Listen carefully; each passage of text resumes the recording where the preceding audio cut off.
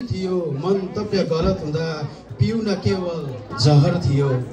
तिम्रो पनि मेरो पनि कयौं सुन्दर रहर थियो तिम्रो पनि मेरो पनि अनायस रोकिदा जुन चुम्ने रहरहरू अनायस रोकिदा जुन चुम्ने रहरहरू मन बुझाउन कहर थियो तिम्रो पनि मेरो पनि